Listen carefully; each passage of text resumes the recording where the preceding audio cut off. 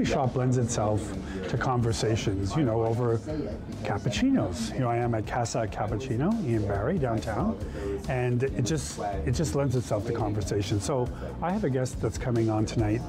I'm going to talk about all sorts of things that are happening, like the Red Scarf campaign, like World AIDS Day, December 1st, like AIDS Awareness Week, which starts next week on Monday. So all these things we're going to talk about, plus U equals U, untransmittable equals undetectable.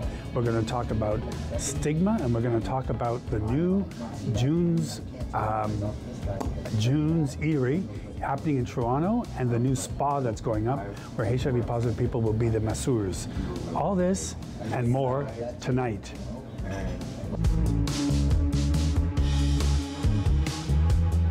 Randy Davis is here with me this evening.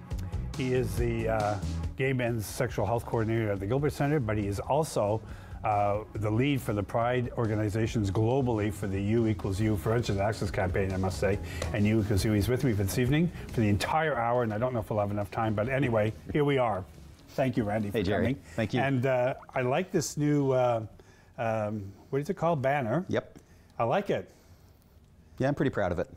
U equals U, undetectable equals untransmittable, is something that is a global movement. Movement, yes.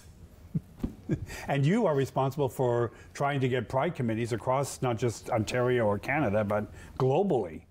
Yeah, I mean, it started out as a purely Canadian thing, and Bruce Richmond, who began the Prevention and Access campaign and spearheaded the U equals U movement during Toronto Pride this year, after I'd reached out to some other prides, Barrie Pride being the first pride to sign on to the campaign, which I was pretty proud of.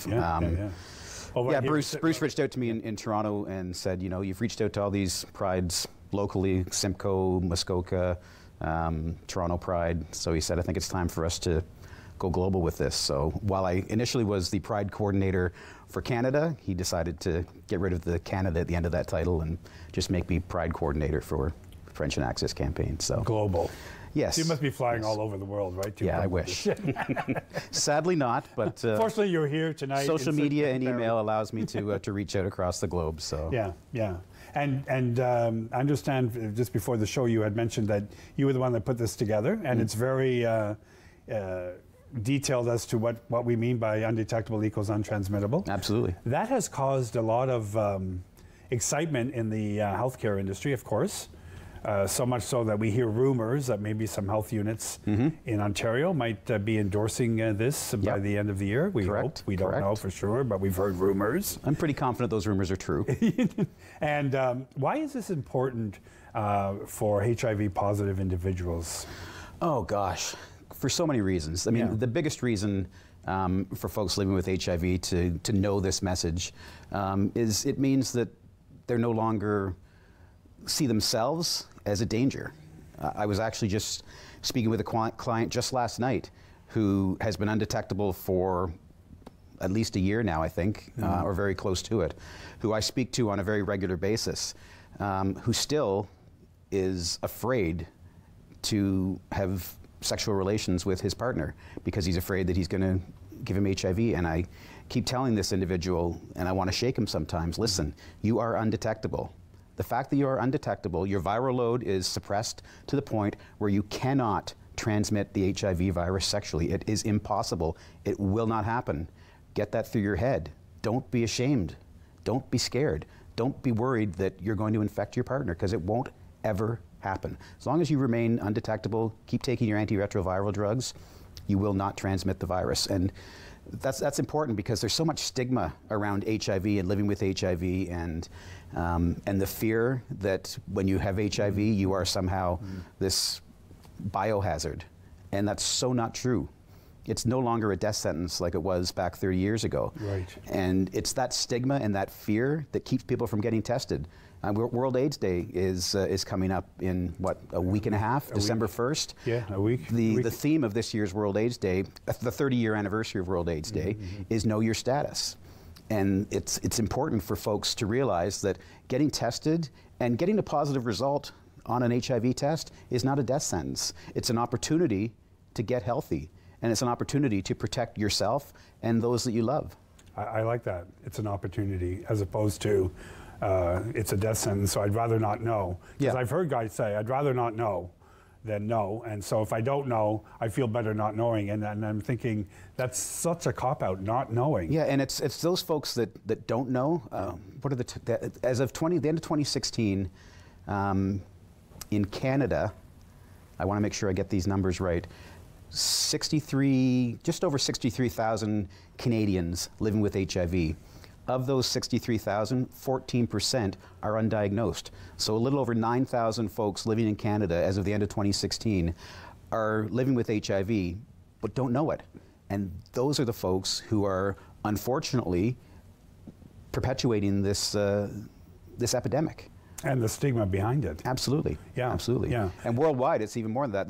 There's again, end of 2016 statistics, 9.4 million people living in this world with HIV that are undiagnosed and don't know it.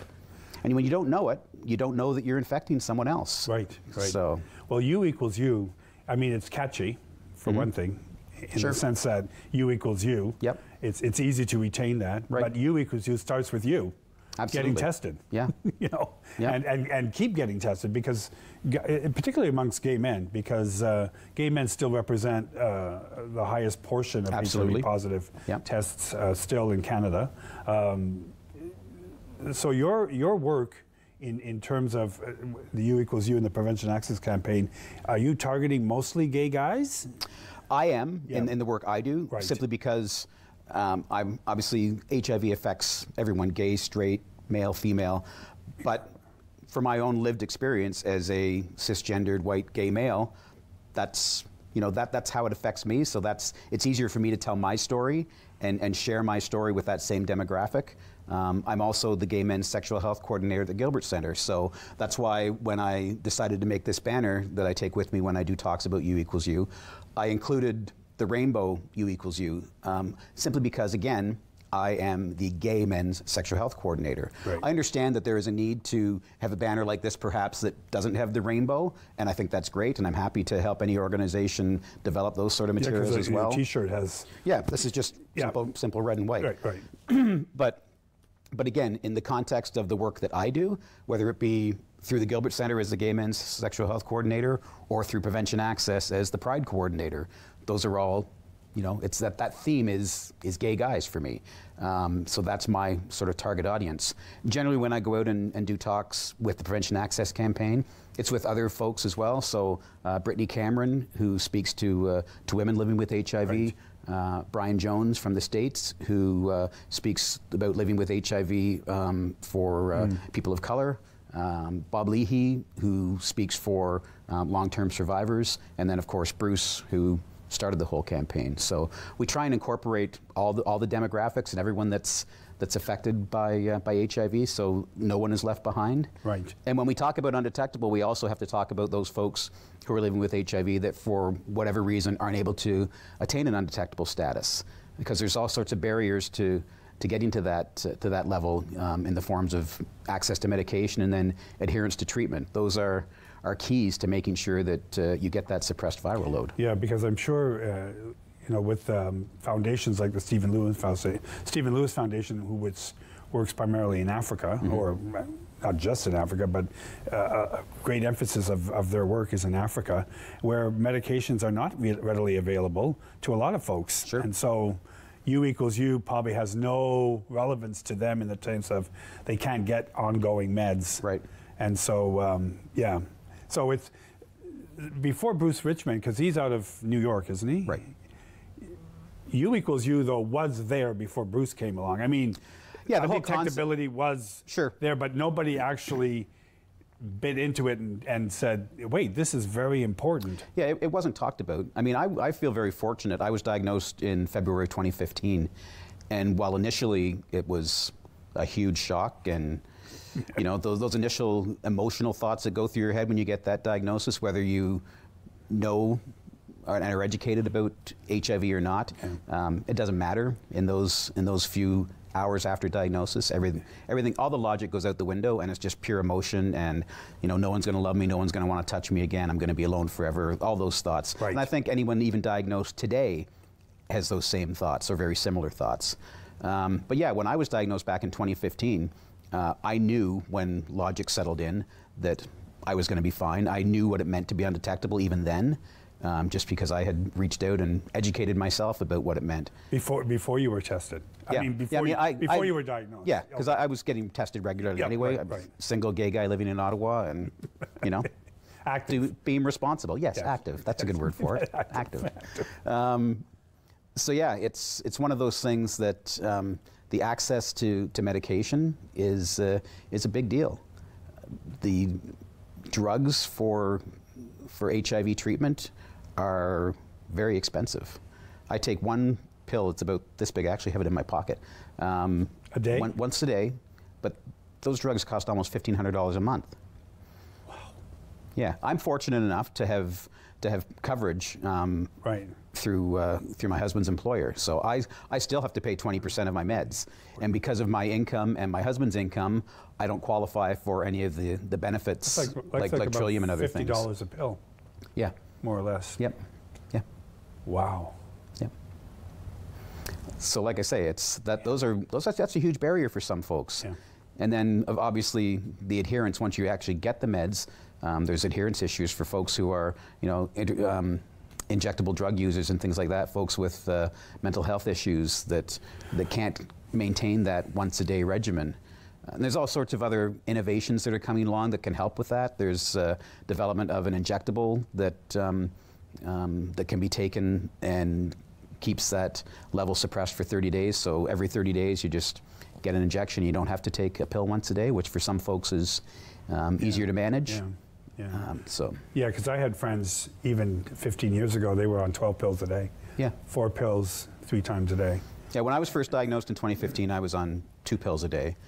And the pill that I'm on now is just a combination of those 2 drugs in one. So. Right.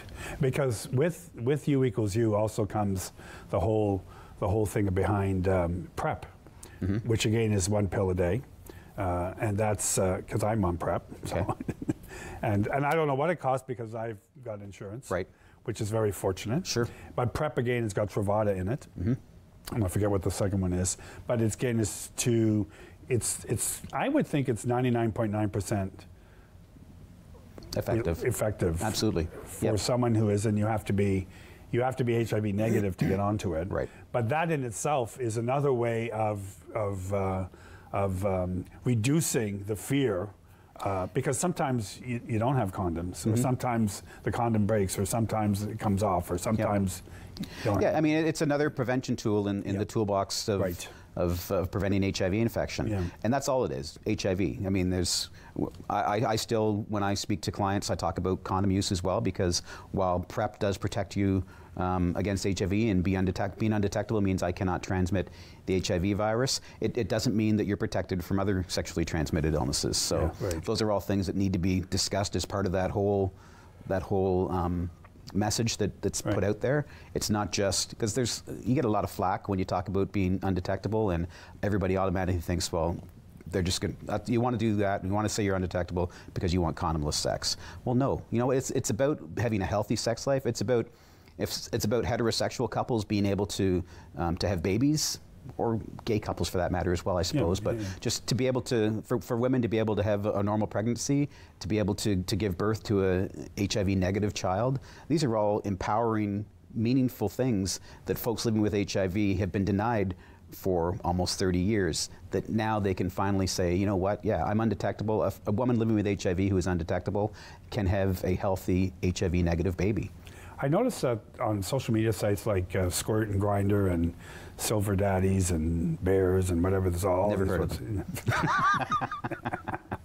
Bear Forest, I was going to say. Of course you wouldn't. How would you know that? But anyway. No clue. But I noticed on some profiles, it's just so, you know, when was the last time you tested? Like, I'm looking, like 2017.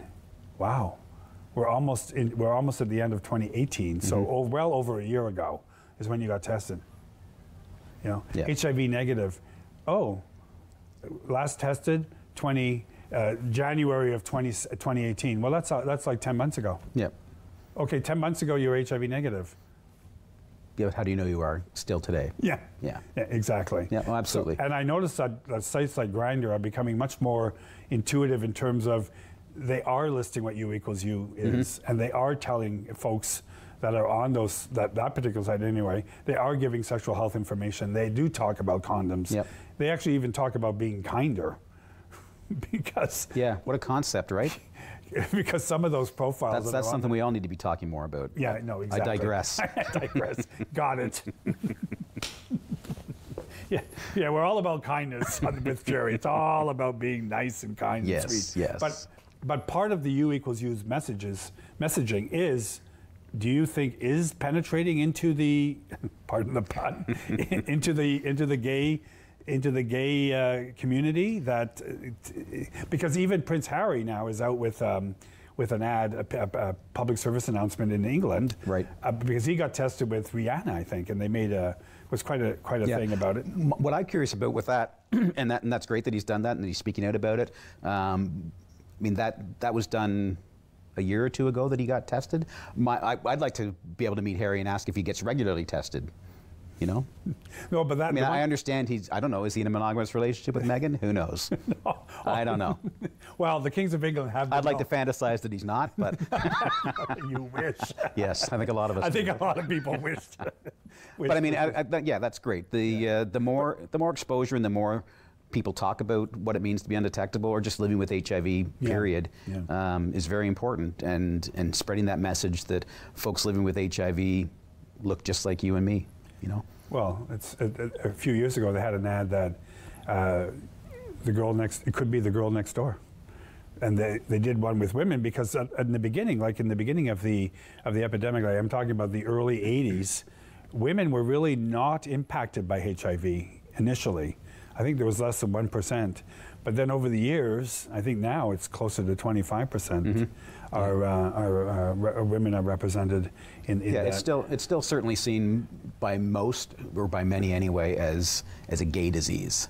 So the idea of a woman or a child being infected with HIV is very foreign to a lot of folks, and they can't get that through their head. Yeah, you know what's interesting to me, Randy, is that, you know, this whole Me Too movement, some of the women, or a lot of the women, when they talked about being sexually assaulted, they never talked about condoms, were never mentioned. Like these women that were assaulted anyway, that no condoms. Well, and I can't speak too much to the issue, but I would think in many cases when it's a victim of assault, it's the perpetrator. The last thing they're thinking about is wrapping it up before they assault someone, right? Yeah. So I mean, so these men in these particular cases anyway, did they know their status? Did they know if they were HIV positive or negative? Did they know if they had a sexually transmitted infection or not? Had they been tested on a regular basis? You know, so anyway, but the point is, in all of this, it's a great banner. It's out there. It's impacted the community a lot. Has it, in your view, reduced some stigma regarding HIV positive? Yeah, definitely, definitely. I mean, there's still a very, very long way to go. Yeah. And again, it's not just about U equals U, and being undetectable is all about the sexual transmission of HIV. There's so many other stigmas surrounding HIV, whether it be someone who cooks your dinner who's HIV positive, and more than 50% of Canadians think that you can catch HIV that way. It's touching someone. Almost 70% of Canadians in a recent poll thought that they could get HIV by skin-to-skin contact. There was a recent article, just earlier this week, about a cargo ship out in Italy that has HIV-infected clothing on it. That is just, it's absolute nonsense, but it's still out there. Still out there, more than 30 years after the first case of this epidemic. You know what's interesting too is that just this past week, this whole thing about E. coli in romaine lettuce, and I forget how many people have died in Canada. 18 in Canada and 32 or something like that in the U.S. And this North American alert goes out on Twitter, on Facebook, on the news. Don't eat romaine lettuce. People are dying and everything. And I'm thinking, they spend so on lettuce. I realize nobody wants E. coli, but the amount of effort that's been put into it, why aren't they putting as much effort into get tested? Get tested. If you're sexually active, if you're multi-partnering, get an HIV test. Get an HIV test. But don't eat romaine lettuce because you could die from it. 4 people have died as a result of eating this lettuce and getting E. coli. And yes, they've taken it all off the shelves. They've banned it. They've sent alerts out. How many people have died from gun violence this year? And guns are still in the store. You can get guns very freely, especially down in the South. So it's there's a lot of hypocrisy. Yeah, on Twitter they had the romaine lettuce and they had a picture of an AK-15 rifle. I think I saw that. Yeah, yes. and they said, I think 38 people have died from romaine lettuce E. coli, and then I don't know what the number was, 380 or 4,000 or about 380, something like that. Anyway, and the stark difference. The romaine lettuce is pulled off the shelves, but the AK-15 rifle, you can still get at go Walmart. To Walmart down south and pick it up. Pick it up. Anyway, we digress. So U equals U, is that, not to belabor it any more than that, but is that something that where you work, they endorse this and they promote it? Absolutely. That's why the Gilbert Centre logo is right at the very top of this banner. And not only do I have the access for the U equals U campaign, but the Gilbert Centre website as well. And that's something that I'm very fortunate to have been able to connect with the Gilbert Centre and be able to share this message beyond just the volunteer work that I do with Prevention Access. So tell me a little bit about your George Clinic, because you just had one this past Wednesday. Yep. George is a clinic that the Gilbert Centre is doing. Correct. And you have it, I think you told me, once a month. Yeah, it's a gay men's sexual health clinic that's that we call George. That we run I like the name George. Yes. George. We run it the 3rd Wednesday of every month, and promote it on social media and other venues to encourage guys to come out and get tested. We offer Hep C screening. We offer rapid HIV testing, testing for all STIs. We also have one of my colleagues is always there with me to discuss any harm reduction issues folks might want to talk about. We generally have a counselor on site if someone needs to talk about any mental health issues. So anything related to gay men's sexual health, that's the night to come in and see us and ask questions, learn more about the services that we offer at the Gilbert Centre, and primarily get tested. Right. The Gilbert Centre, so that's at 80 Bradford. 80 Bradford Street. Yes. You talk about mental health, so are you partnering with the Canadian Mental Health Association here in town? Okay. Absolutely. So so it's just more than, it's sort of like a total package in terms of you can discuss mental health issues, you can discuss sexual health issues, get tested for HIV and also other STIs. So that's pretty, and it's once a month at the moment. Yeah, and what's great is we have a gay men's discussion group that meets that same evening. Okay. So folks who want to come to the clinic can also stick around and be part of the discussion group, which is usually 15, 20 guys just sitting around our Ed Gilbert room at the center, chatting about events and things that are affecting one another, and just have that camaraderie and friendship. Right. Not necessarily just folks with HIV, but any gay guy, anyone who has sex with another man. Right. So I heard a rumor that the Gilbert Centre, your George Clinic, has sort of taken on a new look, or that you are looking at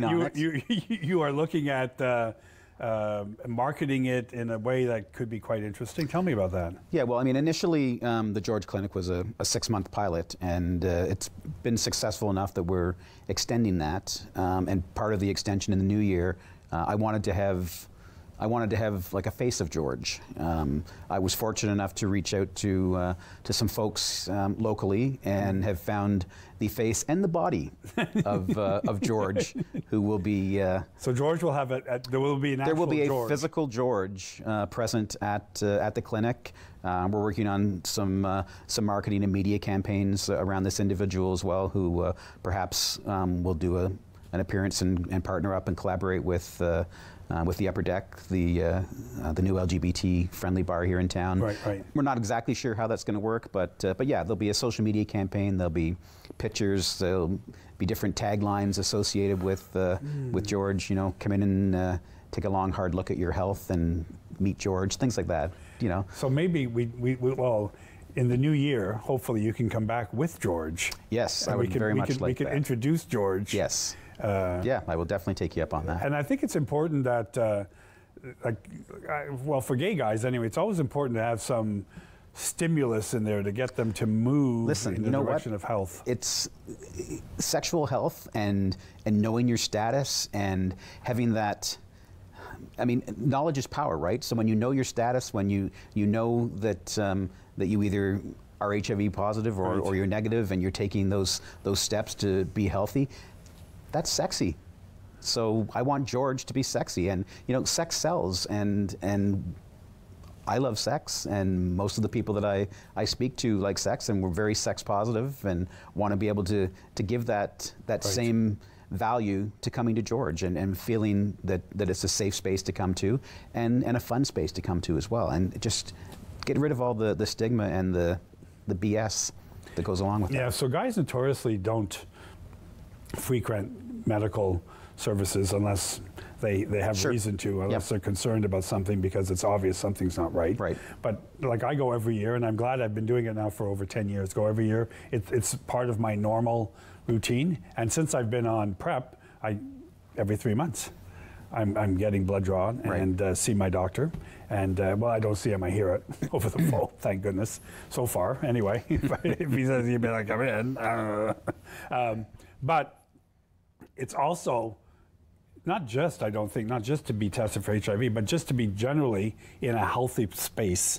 I mean, we go and get how many guys go and get their eyes tested? How many guys go and talk about mental health?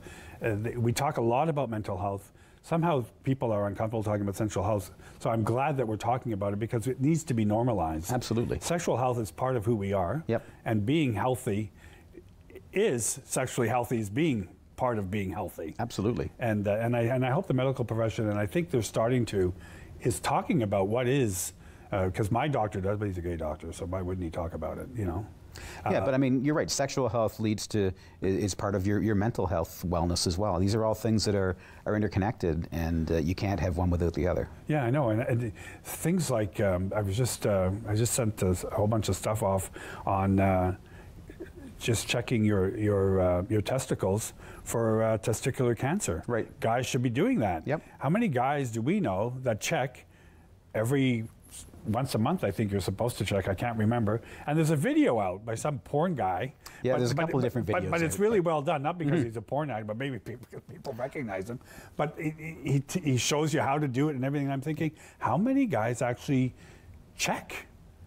Yeah, but like you say, I mean, it's important, and that's one of the reasons why I want to have a George who is an attractive, good-looking, that folks want to look at. And this is somebody who looks just as good fully dressed as they would with their clothes off. But yeah, for this promo with the testicular cancer, yeah, I mean, nobody wants to watch me check my testicles, but I'll watch this porn star who's got a great body. Who wouldn't, you know? Yeah. Nothing sexual about it necessarily, no, it isn't. but it's grabbed your attention. Yeah, absolutely. Literally. Yes, yes, and encourage you to grab more. So.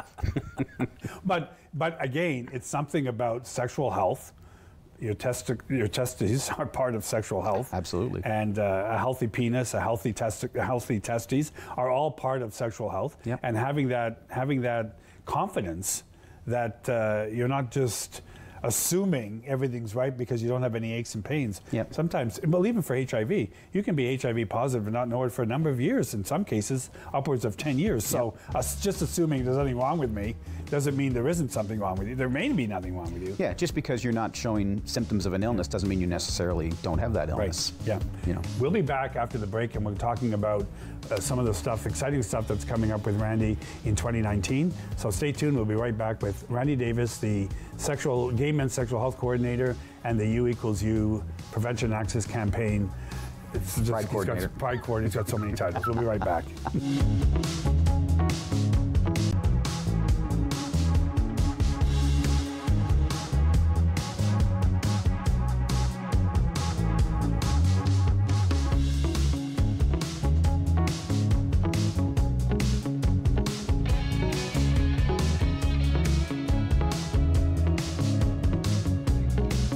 Back with Randy Davis, and we've been talking about the U = U campaign and the Prevention Access Campaign in U = U. Undetectable is Undetectable is untransmittable. I had to look for a minute. A great banner again. So we talked a lot about that, and thank you very much for sharing. I think it's important, Absolutely. and I hope many of our viewers that have been watching have been enlightened to some extent, or encouraged anyway, to go and get tested. And the George Clinic sounds exciting. And how many guys did you get this past week? We had 6 show up, which is our capacity. Really for the time that we have, and the nurses to be able to get the testing. And you're doing it in partnership with the Simcoe Muskoka District Health Unit. Yeah. Good, and that's big working supporters well. of U equals U. Yeah, so I hear. Yes. So tell me about some of the exciting stuff, because you did a thing, I don't know, was it last year at Pride? No, it's past year at the Gastro Pub. You and Guy Bethel did a thing about June's pop-up eatery, or? Yeah, I was fortunate enough to be able to get permission to broadcast the documentary that was made surrounding the June's Eatery, which was the world's first HIV pop-up restaurant in Toronto last November. Right. And Guy Bethel, who is on the board of the Gilbert Centre, was one of the HIV-positive chefs that took part in that event. I wasn't part of the event, other than someone who went and had an amazing meal and got to meet some wonderful folks who have turned into some great connections for me, and some great colleagues at Casey House that I'm able to do work with now. So Guy was on my show a couple of months ago talking about it, or last year, I can't remember exactly when, and we did show that, but it's coming up again. But there's a new thing coming up now with, they've gone, the spa thing, right? The eatery is coming, or may be planned again in 2019. Yeah, there's talk of redoing the June's Eatery again in Toronto, but yeah, the Healing House is the which most is what recent you're going to initiative. be a part of, isn't it? I am. Okay, so tell me about that. Yes, Healing House is again the world's first HIV-positive spa.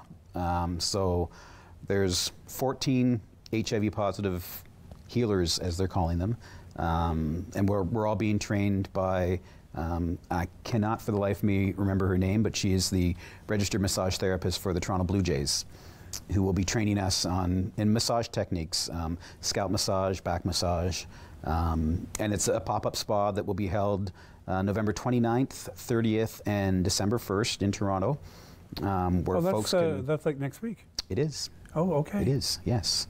Leading into the World AIDS Day celebrations. Which is December 1st. December 1st. Right. So yeah, there'll be 14 of us that are all HIV positive, offering spa treatments to folks, just 20-minute spa treatments, so it's not a lengthy hour-long massage and whatnot. But yeah, it'll be in Toronto, and it's again to help smash stigma around the idea of being touched by someone who's HIV positive.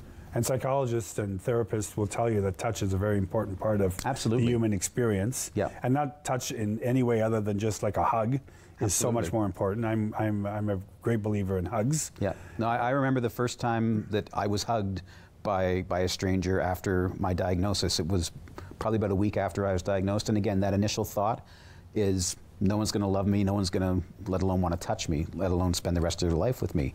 And I was single at the time, so thought I would always remain single. And I went to, about a week after my initial diagnosis, I had to get the further confirmatory lab work done. And in that period of time, trying to find an HIV specialist in Ottawa and get on the meds and whatnot, a process that didn't seem to, when I look back, take long, but it seemed like a lifetime waiting for all that to happen. And I remember going to my specialist's office and meeting with the nurse practitioner there, wonderful woman who, for the first time since my diagnosis, actually gave me a hug, and I just ended up sobbing in her arms, just because again, it's that touch, that feeling of someone giving a crap about you and putting their arms around you and not being afraid of you. Is huge, and that again is part of the stigma that Casey House is trying to address and destigmatize through this campaign. And it's a wonderful campaign. When Casey House, Joanne Simons at Casey House reached out to me and asked if this was something I'd want to be a part of, I jumped at it in a heartbeat. Unfortunately, I can't be part of the entire 3 days because I have responsibilities back here in Barrie with our Red Scarf Gala that's coming up that the Gilbert Centre is putting on the 30th, and our World AIDS Day events. About that. So I'll be down there in Toronto all day on the 29th. which is a great opportunity because it's the media day as well.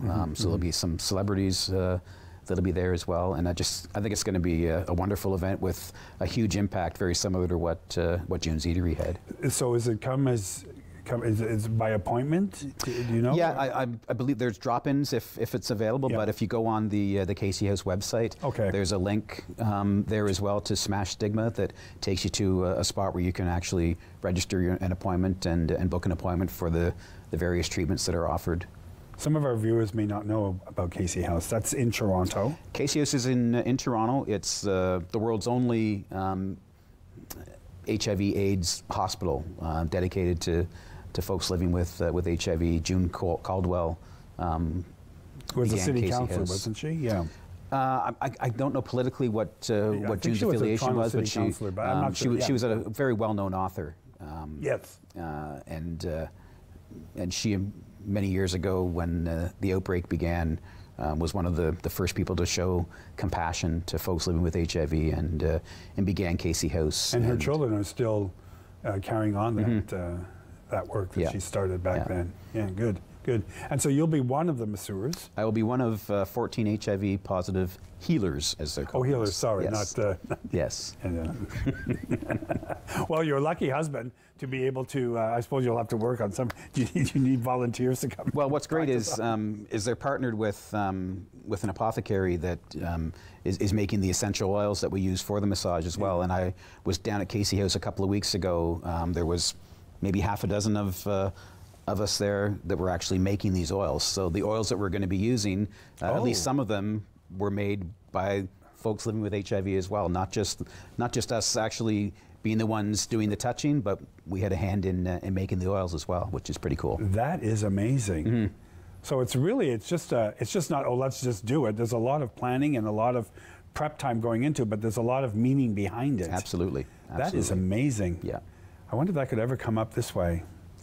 I think it could, certainly on a smaller scale. I know that's one of the reasons why I've connected with Joanne Simons, who's the CEO of Casey House. I met Joanne last November at the June's Eatery event, and I was just so enthralled and engaged in what was going on and the event itself and the people that I met there that I reached out to Joanne after and said, I don't know how or when, but I would love to do some variation of this in Barrie, obviously on a smaller scale, but do sort of a June's North was sort of my working title on that. And so that's how I've connected and remain connected with Joanne, just around that idea. I'm hopeful that it'll happen one of these days. And certainly if we could do something similar to the spa here as well, that'd be great, or come up with some other innovative new ideas around similar themes to again smash the stigma and bring greater awareness to folks living with HIV.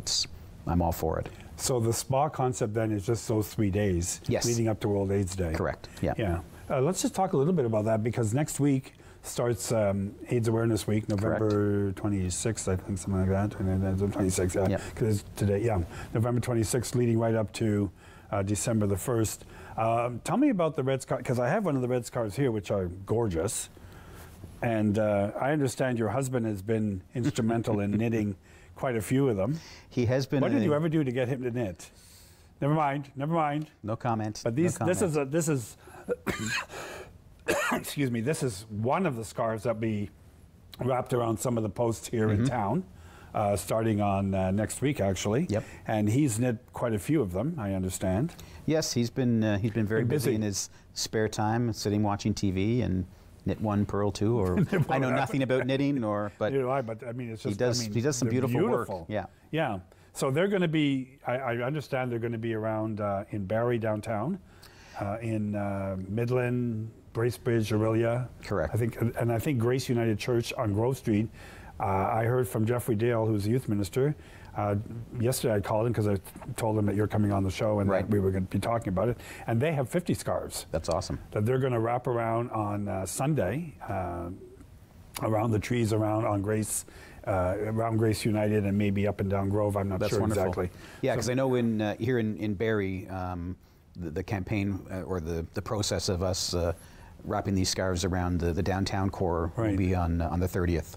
And the Gilbert Centre works in partnership with the Stephen Lewis Foundation, grandmothers and granddaughters, right? Because they do a lot of scarves. Yes, yeah. I'm not sure. I don't have the numbers on how many scarves are being distributed in the various areas, but there will be a lot of them around lampposts in various areas. I heard the grandmothers in Aurelia had like 300. Yeah, yep. I mean, they start knitting the day after the scarves go on the posts. They start knitting already, and they knit, Yep. knit, and knit. Yeah, and what's great is, I mean, the Red Scarf campaign is another global campaign, or at least a national North American campaign. It is. It is. Where you see these scarves over all sorts of communities right across the globe, and it's a wonderful thing to drive down the street and see them. And what's even better is the fact that they're wrapped around the posts with information, ours anyway, obviously, about living with HIV and services at the Gilbert Centre. But it's twofold. It brings awareness to HIV, but this time of the year too, to have these beautiful red scarves wrapped around posts downtown where folks who need to stay warm can unwrap that, learn about HIV, and have a scarf to put around their neck to help them from the cold, especially on a day like today when it's minus 25. I mean, these are. I know. It's great. It fulfills a couple of very important needs within our community, and they look great. And they're all too. handmade. I mean, yes. You know, this is the beauty of it, and there's not two the same. Exactly. Yeah, they're like snowflakes. They're like snowflakes. They're like snowflakes. No, they're really neat. They're really neat. And the awareness campaign is interesting because it's going to be a visible thing. Mm-hmm. I know. I remember seeing it last year in downtown Barrie, and it was quite effective. And I think they were up around 10 in the morning, and by 1 o'clock they were all gone. You know, and I know I got one last year during the campaign. I wasn't part of the Gilbert Centre at that time, and I knew the campaign was going on, obviously, and World AIDS Day and things like that I was aware of, and I made a point of going downtown and finding a scarf. I got a beauty that I still wear to this day. Yeah, yeah. I have two now because my husband knit one specifically for me, but. Oh, of course he would. Of course he would. So World AIDS Week, AIDS Awareness Week is happening, and then at the end of the week on the 30th of November, it's a Friday night, I understand that the Gilbert Centre is doing... we are taking over the Barrie Golf and Country Club and having our inaugural Red Scarf Gala, which is going to be a wonderful event with some amazing food and a wonderful silent auction, dance. It's going to be a fun night. It's going to be a very fun night and a meaningful night too. Yeah. We'll have some speakers there talking about World AIDS Day and living with HIV, and I think it's going to be one of those nights that I love the name Red Scarf Gala. I mean, of course it's Red Scarf, but yes. I mean it's an obvious name. Yes, but yet it's a cool name, the Red Scarf Gala. Absolutely, and I'm just looking forward to, you know, I feel like we should almost have a red carpet and have people on there talking about what they're wearing and their attire and what design are you happen to be wearing tonight. Yeah, I phoned the Gilbert Centre and found out that they actually have their decorating committee. I was told was quite innovative, and they've actually got their own vintage wine under the Gilbert Centre label. And I thought, okay, that's pretty good. Yep. So I mean, they've really put a lot of thought and effort into it. Silent auction is interesting. Yeah, because it is a fundraiser, so absolutely. They're looking to make money. Yeah, oh, absolutely. It's definitely. I mean, I've heard some, you know, folks concerned about the price of the tickets, but I remind them, you know, it is a fundraiser. We're here to raise funds so that we can continue the important programming that we do for folks in our community, and there are tickets that we have offered up to folks who aren't able to afford. We've been fortunate enough to have sponsors that have bought tickets that allow us to donate them to folks to be able to get there, which is fantastic. Exactly. So again, it's almost the same as the U equals U, no one left behind. Well, no one can't attend the gala either. So we do all we can to make it available to those who can't purchase their own tickets. But yeah, the silent auction. I had a lovely friend of mine who is a local artist send a sneak peek of what she's working on for the silent auction. That I think you'll see a sneak peek of it on our social media at some point, and just is she from beautiful. She from yeah, Aurelia Steck is her name, and she's a wonderful local artist who my husband and I have a piece of hers in our home now, and I have a feeling we're going to be bidding on some more that night as well. So I understand also that Mary Lynn Atkinson, who's an international artist based in Midhurst, is donating a piece of artwork. Right. And Brian Barr, who's also in Barrie actually, and he's donating a piece. So I mean, another artist who does I love work. silent auctions that actually have local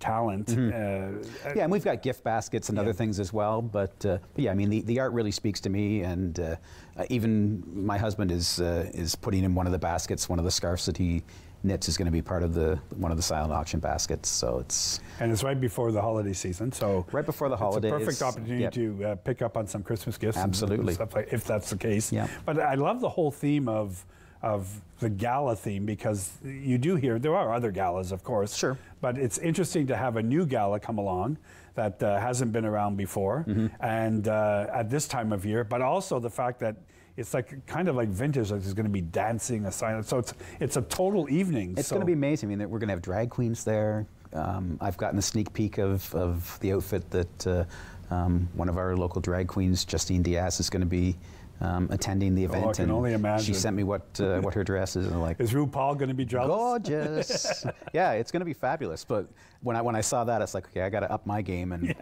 what am I going to wear now? So, not that I want to upstage Justine, but, not that I possibly could. No, nobody could. Nobody could. So the gala is going to, and then tell me about because where you're working at the Gilbert Centre. So the gala is on the Friday, then Saturday's World AIDS Day. Correct. And I understand you're doing a big thing about that as well. Yeah, we're celebrating World AIDS Day with a pancake brunch at the Gilbert Centre from 11 till 2. When are you guys going to sleep? Like, I guess you won't. I'm thinking we probably won't. We'll probably stay up, and fortunately, it's pancakes with real maple syrup and bacon, so great hangover food too. Probably lots and lots of water will be consumed. And I understand you have a chef that's going to be doing it. We have a chef that's going to be doing it. Yeah, I actually have something that I'm working on to add to it as well that hasn't come to fruition quite yet, but I think it may. So we might have something to add to that, but I'm not gonna let that out of the bag just yet. World AIDS Day is something that happens every year on December the 1st. Correct. So it's not like... And has since 1988. This is the 30th anniversary of World AIDS Day. Right, and getting tested and everything. But World AIDS Day for us here in Simcoe County has always been something that's been done, an event has been done type of thing. This year you planned a pancake breakfast, which is interesting, and it's free? Absolutely, yeah, it's free. We're going to have Guy Bethel, who we've already mentioned on the show tonight, is going to be there speaking at the event as a long-term survivor. And what's really cool is we also have a section of the Canadian AIDS Memorial quilt that will be on display at the centre during the brunch as well, which has a lot of meaning and impact, and is. I mean, it's World AIDS Day is a memorial, right? We're paying respect to folks who we've lost to this epidemic, and it's a somber occasion, but I think it's also a time to celebrate the achievements and where we've come in the last 30 years, and the hope for the future that we see with new medications, with new treatments, with U equals U. These are all things that I give great respect to long-term survivors, and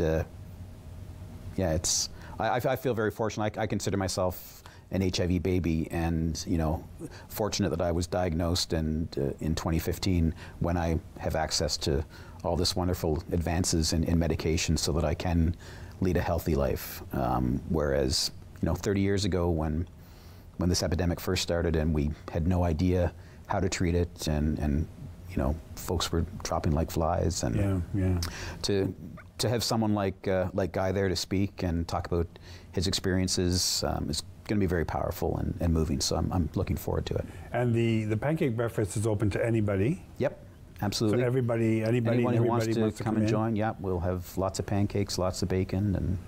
Wow, that is really interesting, and not only interesting, but it's going to be again an opportunity to talk about HIV, talk about testing, talk about U equals U. Absolutely. So it's really becoming, I'm thinking for you, it's more than just a passion. Is you're actually putting metal to rubber to the road. You're actually doing something about it in a very real way. Yeah, and again, it's something that when I was first diagnosed, I never envisioned myself in this role or even talking about my status. When I was first diagnosed, all I ever thought was, the only folks who really need to know my status will be anybody that I choose to have sex with, and that's where it was going to end for me. Right.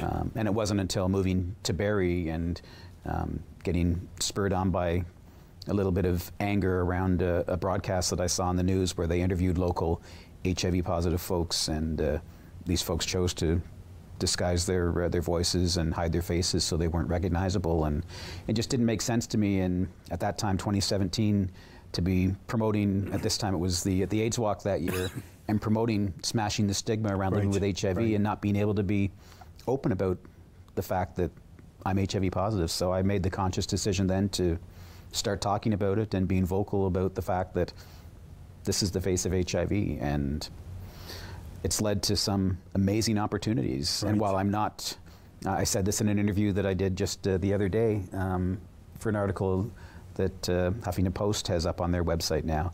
It's not something that I wish for, and if I had the option to not be HIV positive, I would choose not to be. Yeah, yeah. But the opportunities that have come my way as a result of the fact that that I'm sharing my story have been amazing, and the people that I've met, lifelong friends that it's funny when you meet someone who is also HIV positive, there's, even if you've got absolutely nothing else in common, there's automatically this connection that it's hard to describe unless unless you're HIV positive yourself.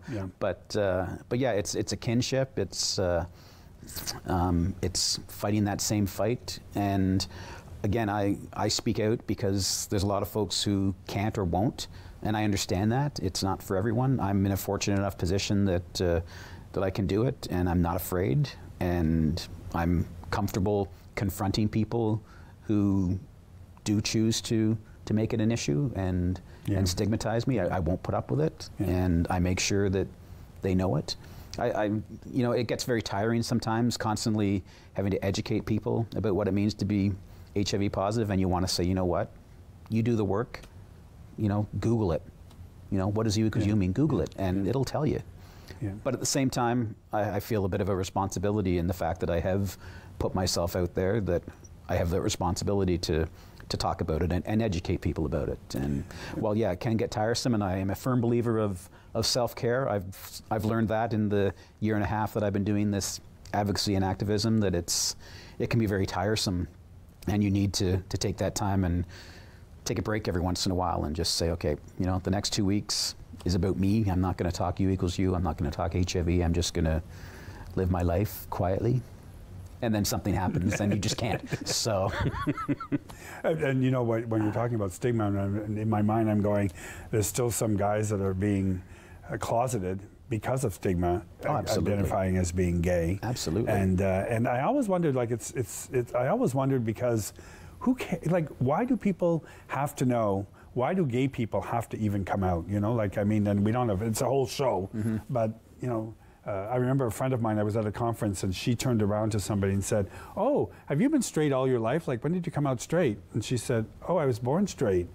"Oh, interesting. You were born straight." Yeah. "Oh, okay." But gay people somehow, "Oh, when did you come out?" Or when did you tell people you were gay? Well, nobody ever did you know I'm straight? You're kidding. Yeah, it's not like gay is a new thing. I think it's even in the Bible, or maybe not. I don't know, but it goes back a long time. Exactly. I think I read somewhere in university about in the Greek army, they encouraged men to be very affectionate with each other because you'd rather die for someone you've had sex with. Sure. But I've had sex with people, I wouldn't die for them. Oh, no, I shouldn't say that. I think we've all been there. Gay or straight. Some people I might die for, but maybe my kids, I think I'd take a bullet for my kids for sure, and my grandkids, but yeah. But so there's stigma is certainly, U equals U has certainly removed some of that stigma, because we're about to wrap up this, and I just want to make sure that people understand that that's part of it, because you had a booth at the Pride Festival here in Barrie in June. Yes, we did. Where you talked about it, and you had giveaways and promoted the whole for the education piece behind U equals U, and I think it was great. And I had a couple of local HIV-positive folks helping me out at the booth as well, giving out information as well as giveaways, and we had a sex toy that we were giving away and things like that. So sex toy. It was great. I mean, U equals U was the Grand Marshal for the parade. We had Bob Leahy and Brittany Cameron in the. Well, they had that Jaguar. Was it the Jaguar convertible. Yeah, that was nice. Yeah, it was sweet. I got to sit in the passenger seat and that was wave at the crowd. So yeah, it was fun. It was great, and it was a great way to promote U equals U and make sure that the Prides are aware of it, and Barrie Pride continues to this day to promote U equals U in all their posts and their events and stuff, and that's huge, because the more we know about it. HIV is the infection, stigma is the disease that we fight, and that's a tougher one to fight. HIV we've got under control, but stigma we've got a long ways to go. Yeah, because it's chronic, right? It's not a death sentence. It's chronic. Yeah, I liken it to diabetes. It's actually easier to manage than diabetes. I'm not constantly checking my blood levels. Again, I take one pill at night each night, and that's it. Well, I really appreciate you taking time to share. No, I appreciate it. And thank you for talking to us about AIDS Awareness Week, which is coming up next week, and it's all week long. And these wonderful scarves that red scarf. Your husband knitted amongst many grandmothers. Amongst many, yes. Grandmothers and granddaughters, and others as well. And Absolutely, I understand that the Gilbert Centre's youth, the LGBT Youth Connection, they're learning how to knit scarves through, I think, Kelly Leader and her mother, where Kelly works at the Gilbert Centre, and her mother were teaching the youth there how to knit. So that's I know. I've dropped off some yarn to Michelle Huggins, who's the owner of the Lazy Tulip Cafe. Her mom wants to knit some scarves for us as well. So, yeah, there's all kinds of folks that have reached out and said, "Can I knit some scarves too?" And I think in the South End, Holly Sweets, I think they're knitting scarves, and they're knitting groups. So there's a few knitting groups around. Until you never know what's around until you start going, what about scarves? And then you find out there's knitters here, they meet there. So Lazy Tulip too, that's a good, that's a good thing.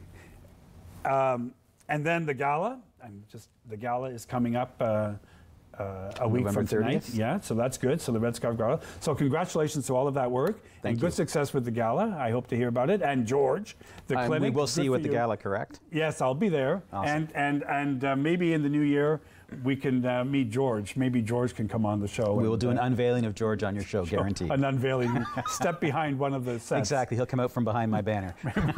Well, that's a good idea. I'll bring my George banner. Next week, very quickly, Pops